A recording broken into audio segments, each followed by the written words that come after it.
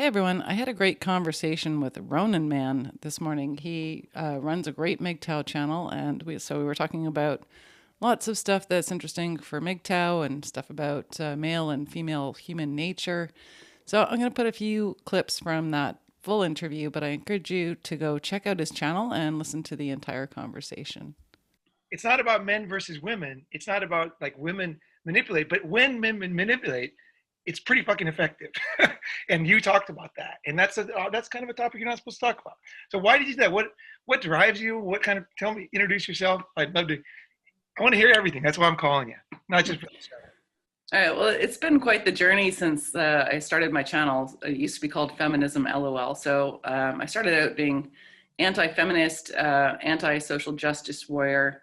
And at the beginning, it was just a lot of fun. But I will say it's important to keep a sense of humor in this because, it can get really depressing and there's a lot to be angry about. So trying to keep a sense of humor is good for two reasons: for your own mental health, but also because people remember and absorb what you're saying a lot better when you use humor. So that's why I tried to, I used to tell rape jokes. That's actually a whole separate thing. But I started out every video saying, it's been over 2 minutes, I haven't been raped yet, which was the cold opening. And then at the very end, I'd tell the rape joke of the week. And the purpose of that was actually just to talk about how hyperbolic it is for, feminists like to do things like to build hysteria. So they'll talk about every 2 minutes a woman is raped, and then they'll break it down into seconds just to make it seem more urgent. And then the rape joke is just, the anti-social justice thing. I mean, don't be so fragile. And like a lot of comedians have said, there's no subject you can't joke about. It's not the subject that's the issue. It's whether or not the joke is funny. And I did get a lot of people sending me rape jokes of the week, and a lot of them are not funny. It's not that easy to come up with the actual funny rape joke. Well, Same subject every fucking week. So I eventually ran out of good ones. But right. The reason why you were doing it is because it was like a protest against something, right? It was like, you wouldn't have done that if it wasn't so mad. Society was like, you were like just pointing it out. You were like, this is so absurd. Well, what upset me was that the public narrative about men and women is a lie, that women are not the way they're presented to be, where they're, more spiritual, more emotional. Women are very vicious, and any woman who's grown up with other women in high school, who weren't homeschooled, can tell you that women are a very particular kind of vicious and very forward thinking, like, they don't just lash out and do something simple. That's, when they want revenge, they're really good at it. And so I thought it was really dangerous to present women as if they were fragile and as if they were more honorable in some way. They're certainly not. So that was part of the early videos exposing female nature. One of my favorites is the psychology of women. Right. I saw that one. Yeah. Yeah. But the explaining how women manipulate men, the Dahlia Dipolito video, that was just gold because I'd started researching women who either killed men or tried to kill men and telling those stories just to create a balanced narrative. And in that case, the police had done something extraordinary. It was a case where she had tried to hire somebody to kill her husband. She was going to do that, and they said recorded everything. I saw it. I watched it many times. Right, but what the police did was they didn't just, set up an officer to be the assassin she was hiring. They carried it all the way through so that when she believed her husband was being killed, they knocked on the door and said, sir, you got to come with us. And then they set up police tape and everything. And they called her to say that he was murdered, and they filmed her reaction. So there's this amazing footage of watching her lie and pretend that she had no idea her husband would be killed, pretend to be grieving. And then her reaction when they actually told her that they'd pulled a fast one on her and brought her husband out. And so that was a big part of, showing how she was trying to say, touch me, come here, right? And why she was doing that. So people should go watch it to see. But also on top of that, they'd recorded this phone call from her husband to her in jail where she's still trying to gaslight him, even though there's video of her saying she's 6,000% sure she wants him murdered. And she's saying, I didn't do that. He's like, I saw the video. So it's kind of amazing to have the footage to work with, to break it down the way I did. It's very rare to get that kind of footage. It was phenomenal, because what I thought was, for me as a guy, the most interesting was the way the guy responded. And you could see him, it was almost like it was the gravity of her trying to suck him in. Like he was being pulled in and he was trying to stop himself, and she was pulling him back in. It's like that mafia thing, just when I got out, they pulled me back in, It's like, that's the kind of thing. You could see him just kind of, and I thought to myself, how many times I have been in that situation myself, where I feel myself just being pulled into a manipulation. And I do want to say though that you were very like honest about this stuff, and I mean, guys obviously do things that are totally lame too, and I think so many things, like I think a lot of guys, I'm just going to, like, as a touche, I think a lot of guys are secretly very weak, and when they're with a woman, she can see their weakness, right? Like when they're in bed, when they're naked, she sees a man's insecurities. But then he'll go outside in the world and act like he's all tough and everything.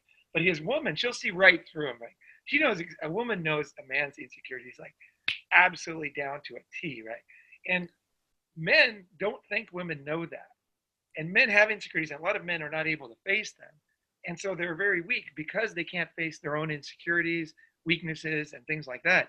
And they want to got to be this tough man. And part of, I think, growing up is realizing as a man is you are very weak and you have tons of insecurities, and everybody can see them. And your women can all my exes, they all know something about me that other people don't know, just by seeing my face and my facial expressions.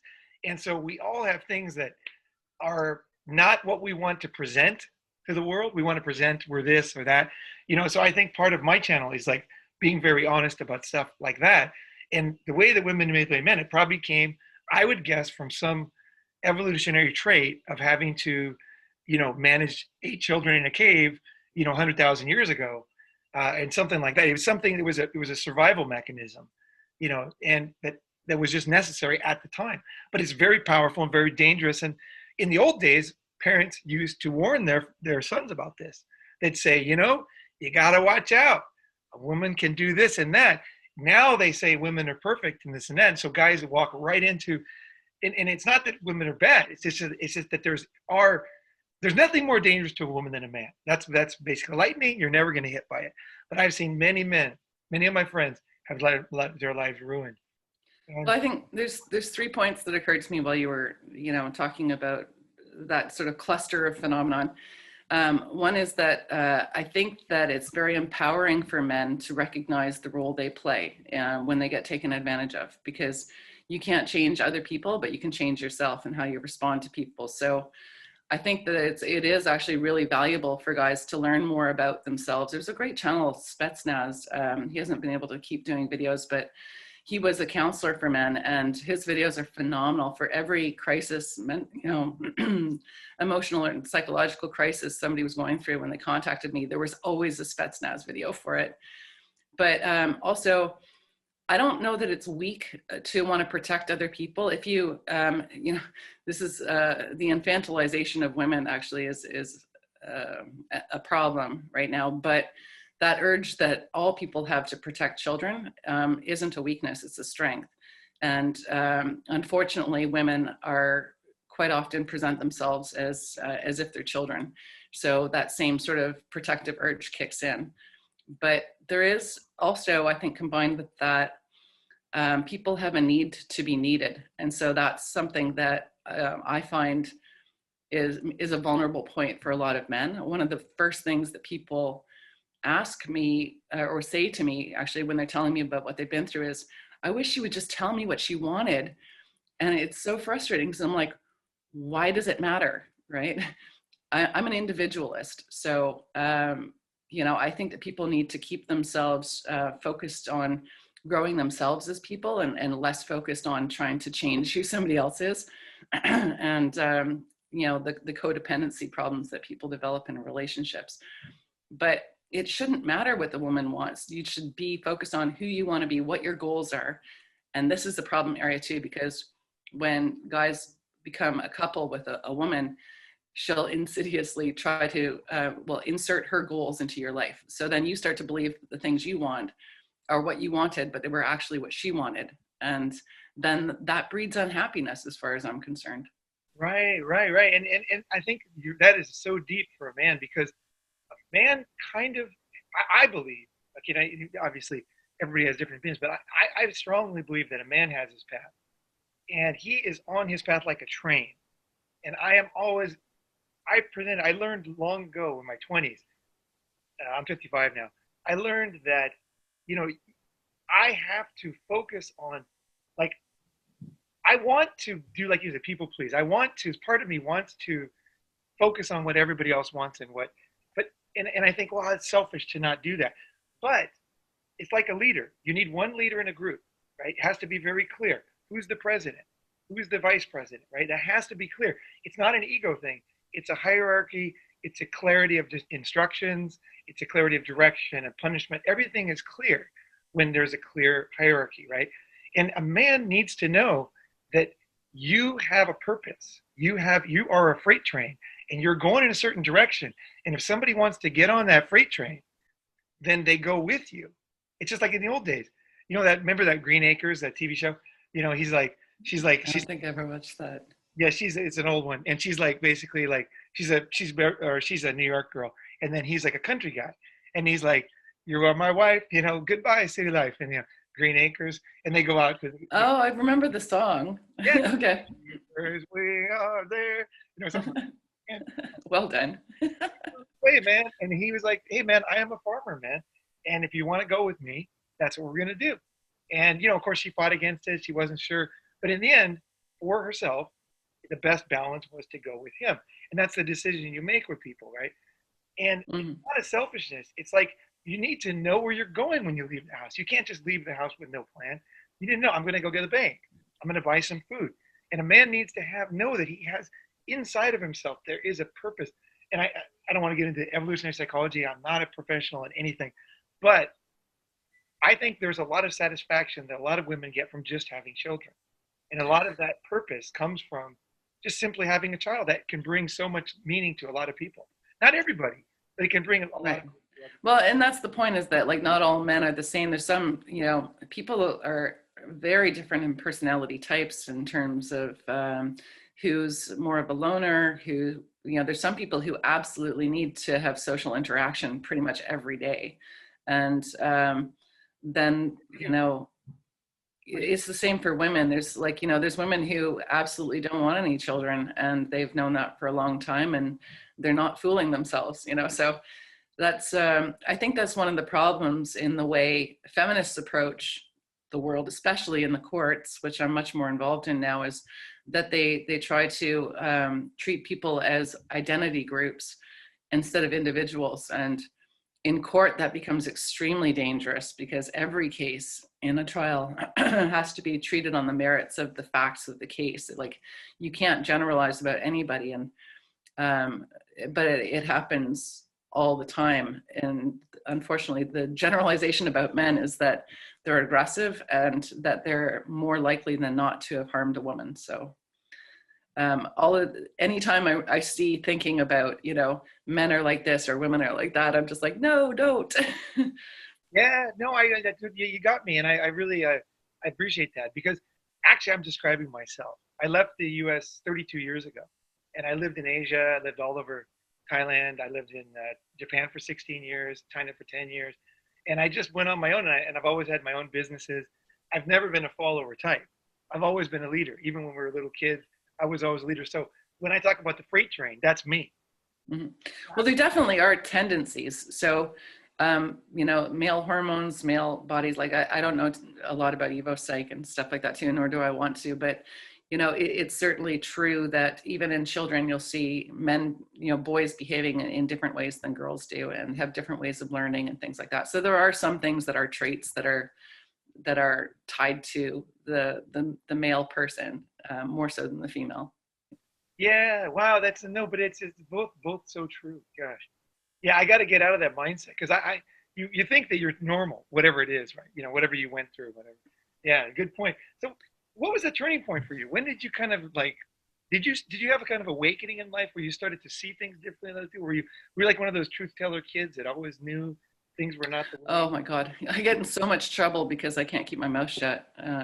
Yeah, it's actually caused me a lot of trouble in employment and stuff like that too. And I have a really strong sense of justice. So that's kind of what's ended up leading me from doing the original anti-feminist videos to looking at what was happening with feminist law. And then I completely, like 100% of my time pretty much now work in with lawyers in the legal system and trying to keep innocent guys out of jail. So it's been an interesting evolution. That's partly why my channel's changed a little bit too, is because working with lawyers, I have to be a little more cautious about making hyperbolic statements myself. Whereas at the beginning, I was just like, fight fire with fire, right? Right. Right. So yeah, it's been interesting trying to figure out how to transition, but still stay true to, because like it's not like I've changed any of my opinions, right? And I think that all of the old videos I did, the messages in there are extremely important, and it's a valuable body of work in terms of fighting stereotypes. But of course, in the legal field, it has to be much more focused. And I started talking like a lawyer a little bit more too, actually, which is a problem because, my role is to explain legalese to lay people. So I have to make sure that I don't just start talking like a lawyer instead. Yeah, it's such a different vocabulary, right? I'm actually having my first very brush up with. I have a young child actually, and I'm fighting to basically be with her. So I actually have my own first experience with the legal system because I've never been in any kind of legal situation. I was never charged with anything, arrested. I've never been in the legal system. So now I'm having for the first time to get things, and it's been eye awakening. It's opening my eyes. I'm representing myself, by the way. So. Family courts are just absolutely broken. There's no way to even fix them. They're so broken. So I'd say about 80% of the people who contact me for help are dealing with family court related problems. That the reason I can't really get involved in that so much is that, like, if we go, like one case, I was actually going to court with the guy, and we took a really active role because he'd had to self-represent. Excuse me. And as soon as you win something, and he managed to get unsupervised access to his kids on the first court date that we went to, you're right back in court the next week on a new application. So anytime they lose, they'll just make an application for another variation, right? Pretty much, maybe not every week, but every month. So it's just endless, and it'll go on for as long as the kids are like until they turn adults. So when it's highly contentious, and when you get lawyers involved, the lawyers just add animosity to the mix. But there's a big crossover where a lot of guys find themselves being criminally charged because of the custody dispute. So I try to focus just on clearing the criminal part. And I'm helping some people organize a group that's just focused on and dealing with parental alienation now, that they can try to improve that. But the problem is you can't improve the family courts. We have to come up with a new model. And I've talked to a couple of professors who themselves have been through the system, people who do, Dr. Don Dutton, who does studies on reciprocal violence, showing that females are just as likely to be the violent one, and tried to look at all the stuff they've done already to avoid repeating the things that don't work. But a couple of these professors have studied all the different models.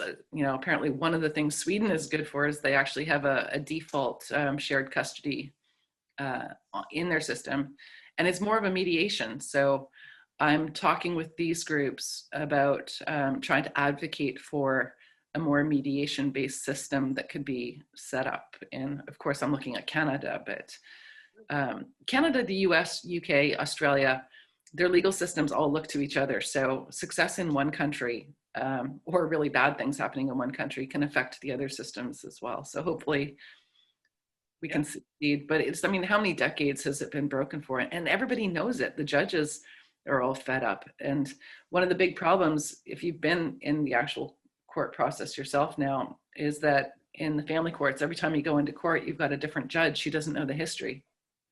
Right, right, right. And that's obviously essential for understanding anything complex, right? Yeah. Yeah. No, right.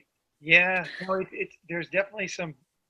It's crazy. It's crazy the way things have allowed to become. Because people just want to have kids. Like a lot of reasons. The reason why we want to have children is for basically to give love and to get love. It's like a very deep human need. It's like it's not Well, one of it's a reminder of innocence for one, but it's also, as Ernest Becker would say, it's an immortality project, the urge to have children, because we know that we're going to die, and then at some point we'll have left something valuable behind that can carry on, right?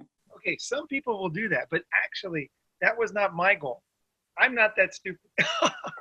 I know a guy who had a baseball team. He's got 7 kids, and those like all with different baby mamas. Oh, geez. No, the thing is, I don't believe, and I've actually made a video about this, like, don't leave a legacy. Because whatever you leave, even if you become the most famous person ever, Einstein or whatever, and everybody remembers his name forever, they still don't know the guy. And he might not even be happy that they remember him for what they remember him for. He might be one, he's a complex person, right? Not that he won the World Series or he threw that pass.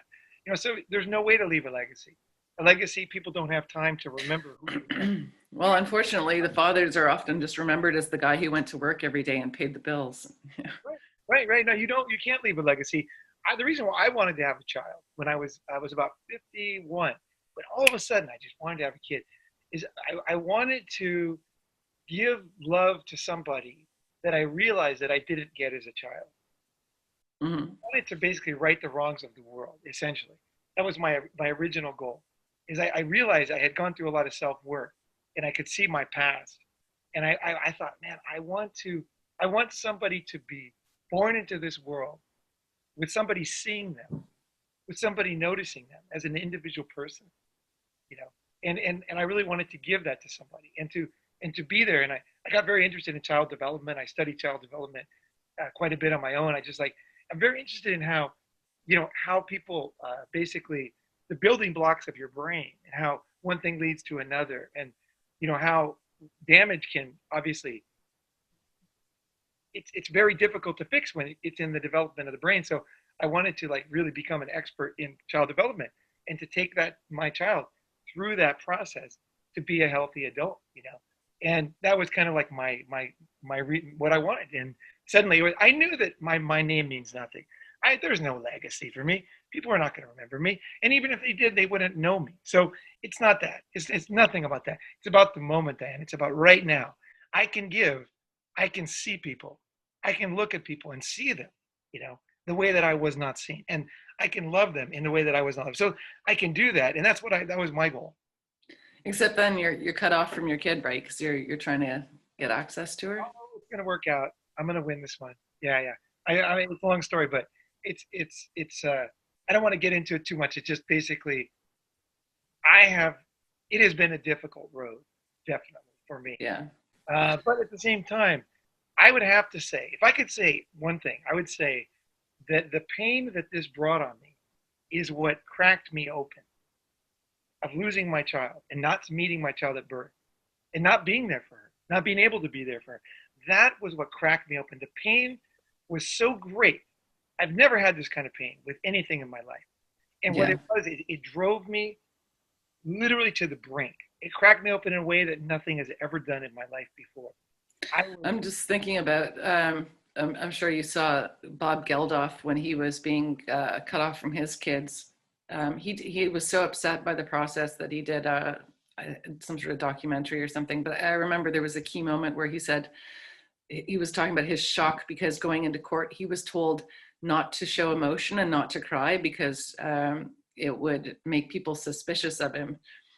And this idea that it is starting to change a little bit, but that fathers don't actually have emotional attachment to kids. This idea, and in a way, I think that plays a role in the callousness of women taking the kids away too. Is they actually sincerely don't understand that fathers have an emotional bond with kids. So Oh my gosh, when I made a video on my channel on Ronin Man where I cried for like 15 minutes. I just recorded it. Yeah. and I can send it to you. I don't remember the title, but what happened was it wasn't crying. It was like literally like I thought I was gonna break ribs. You know, Yeah. like I was heaving. You know what I mean? And it was the weirdest thing because I never ever experienced that before. Like I literally thought they were gonna break because I'm a pretty strong guy, you know, and like the muscles, I could feel them just like heaving and pulling and ripping, and it was just like something that I never. But I gotta say, I really want people like if you want to understand me at all, you got to understand this was a beautiful thing. Yeah. Well, what do you think of these? I know in Australia, I think they call them man sheds, um, that are like men's groups. And then there's versions of that there was somebody in Calgary who had a really, really great supportive men's group where they, don't get together and gossip and, trash people like women and stuff, and then talk about, wanting to go dance under the moon and shit like that. They just go out camping and building shit and bonding in different ways, but but learning how to attach to their emotional self a bit more. I mean, I've heard about these things. I haven't looked at them. I was in a panel discussion with a guy who ran some sort of retreat like that. What do you think of those? Well, I would have to say that I don't know that particular retreat, but I have been very unhappy with almost every men's group or retreat I've ever been to. And I just feel like most men's groups, when you boil them down, they are man up is usually the kind of core. That is a problem. I have seen some specific groups that are very traditionalist. It's at the core. It's because we were indoctrinated in a certain way of thinking. And when men don't know what to do, they're going to go to that. They're going to be that. And I actually believe more in like Bowen family systems psychology, which is more like how a group essentially is meshed together, and your reaction it affects them, and how the complex the interaction of the various people. You have to understand the whole thing, and so men, we basically I get in my videos are like often 2 hours long. Like I get deep into why things are. My last video on scapegoating was an hour and 45 minutes. I think it was something I'd planned for years, and it came out well. But I think that I'm very unhappy with all the men's groups I've ever been to. I just got to say that, and that's why I made my channel, because I knew it was not this. The thing was not being solved because it was either too let's get together and build something like fake, like it's all fake. Okay, those men's to me they're all fake. I don't like them.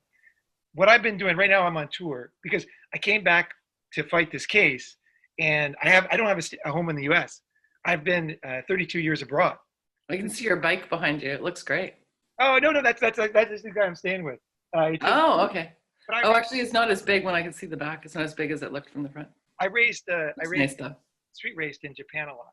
I did it. So I was going to ask you about Japan because they have the was it grass eater phenomenon with the young men out there that are kind of like, I don't know, asexual or just not interested in relationships and women and stuff like that. Did you observe that yourself? Yeah, I mean, okay, herbivore men in Japan are not widely respected. Okay, like they are not. It is not a movement in the sense of a societal movement. It's more of a moving away, and it's in a very different way than MGTOW. It's the herbivore men. I don't think like for myself, I can't relate to them. Like they just sit around by themselves. They're kind of like video game playing, which is, I mean, there's nothing wrong with playing video games, but Yeah. I think, don't they do stuff more like My Little Pony? Like, I don't know if they actually do that, but I think that there's another group of people that you should understand, and that's the hikikomori, and that's basically the hiding people. So they are the people that hide and they never leave their house. So generally, this will be a girl, usually a guy who never leaves. I'd be like one of the hiding people. Oh well, no, this is If I didn't have to leave my house, I wouldn't. I don't like going out and socializing. like for example, they might go into their parents' kitchen and never leave, and the parents have to make a new kitchen in the house.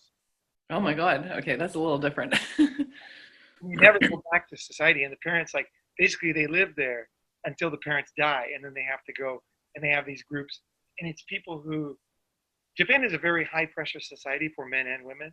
It's very very high pressure, and for Japanese citizens, for me as a foreigner there, I felt it, of course, because I feel for people, and my friends I could see, all around you, you feel the pressure, the way the Japanese work so hard and just, karoshi, work yourself to death, right?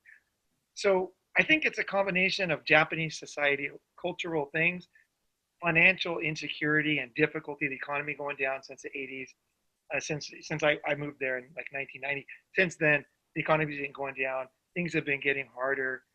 Everybody's a part-time worker with no insurance.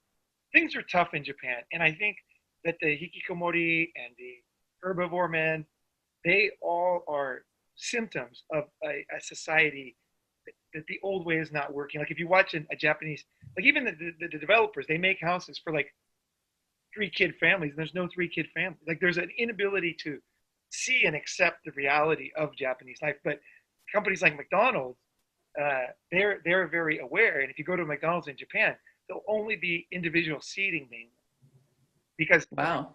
on their own. So like there's very few tables even. It's usually just individual chairs for each person because they know most people that come in are not going to be in groups. So I think that it's more Japan specific.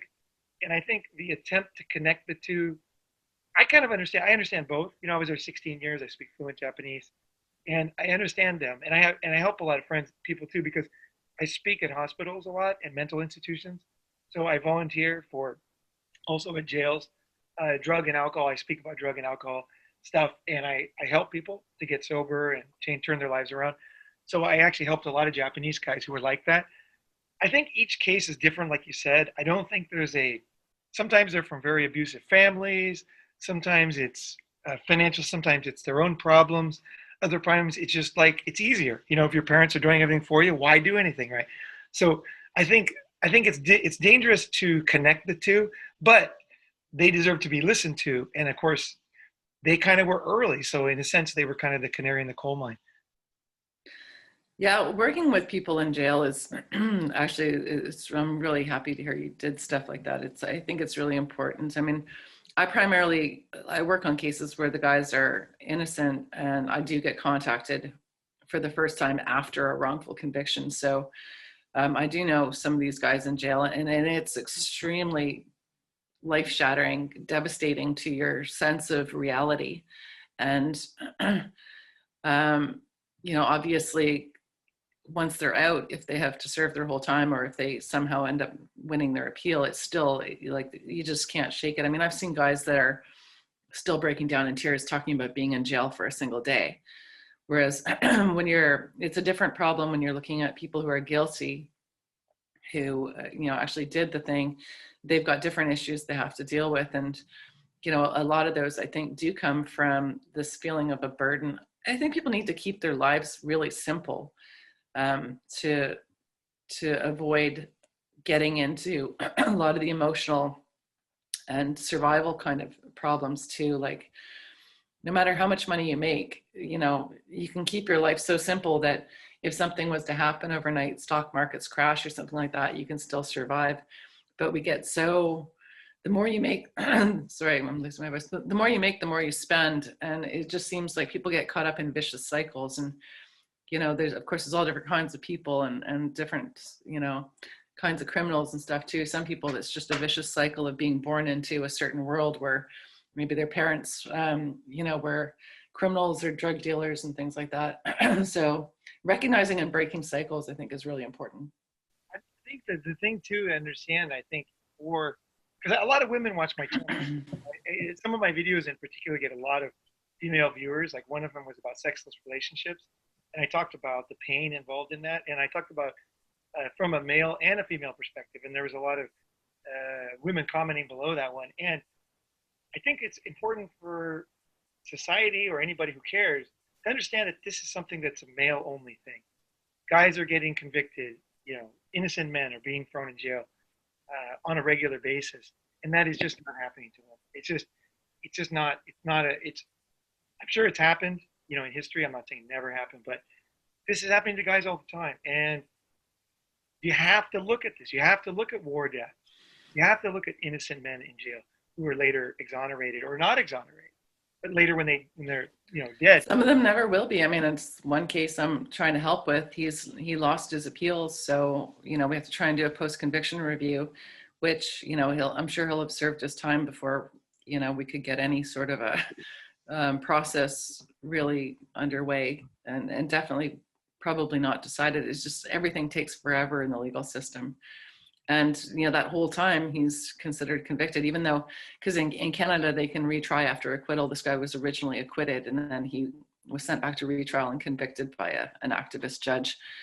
And appeals are just so hard to win. It has to be on a technicality. And if the judge is biased, but doesn't put that bias into the wording of their judgment, then, you know, the guy's screwed. So I think there's thousands of innocent guys convicted of various sex crimes just in Canada. Right. I think for myself, I will say, and on your point of keeping things simple, and so you're not in a fragile situation financially, the stock market goes down, and also what you're talking about, innocent people in being convicted and losing everything, losing all friendship, losing all love, all you know, everything they owned, every little thing from childhood. Things just get thrown away over time if you're gone for a long time. And they lose their identity too, because it's stolen from them overnight by their false accusers. Right. I would say this, and I think one of my main like contributions, I would say, of this channel is the concept of being unblackmailable, and that is where no one can take, like, when you're unblackmailable. What I mean by that is not that you're some, person that's alone, like kind of like in a cabin, the bummer type thing. I am like I'm very social, right? So I have a ton of friends. And right now I'm on like a 2-3 month tour of the US where I'm staying at people who watch Ronin Man's houses. We're doing events, kind of like what you were talking about. We're like building things, doing stuff, but it's just a natural stuff. Each person's different and we're having fun. It's very flexible. It's not like, we're a men's group, we're going to do this. It's like, what is this guy into? It's like, there's, believe me, there are all types. And one of the people's houses we stayed at was a woman who's an astrophysicist. Absolutely brilliant too. She's not some, I got in and like, that's my title. This woman, as soon as you meet her, you're like, oh my gosh, I am in the presence of a genius here. She can dissect anything. Her brain is an absolute computer. And she's one of the big fans of Ronin Man. And I've been staying with people, different kinds of people. I don't know. You want me to get any details? No, you don't, right? I'm just kind of, I like how YouTubers have their ID, and YouTubers will have their stage name or whatever, and then like you're just like, she's a big fan of Ronin Man, like it's not you, Yeah.